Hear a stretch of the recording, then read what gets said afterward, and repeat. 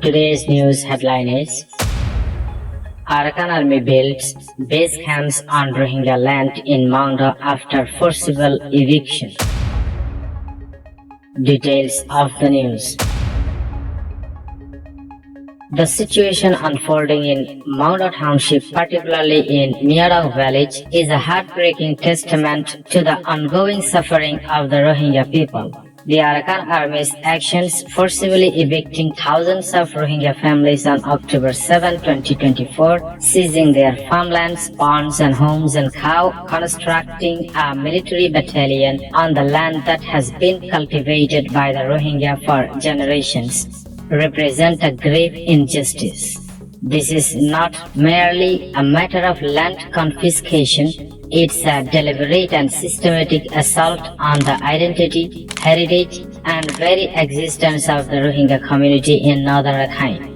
The redistribution of their property to Rakhine families from nearby villages further deepens the wound, signaling an intent to permanently displace and replace the Rohingya population.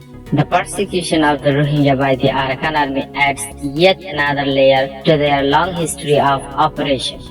Eyewitness accounts of permanent military structures, bunkers and trenches being built with materials sourced from Bangladesh and timber once gathered by the Rohingya themselves paint a chilling picture of exploitation and erasure. This militarization not only strips the Rohingya of their ancestral lands but also transforms their former homes into symbols of their exclusion and subjugation. The AA's silence in the face of these allegations only amplifies the sense of impunity surrounding these actions. From the displaced Rohingya families now languishing in makeshift shelters near the border or seeking refuge in Bangladesh, the loss is immeasurable. As one displaced man poignantly stated, this is not just land seizure, it is the destruction of Rohingya community. His words echo the fears of human rights groups who rightly warned that such moves are part of a broader effort to erase the Rohingya presence from the region.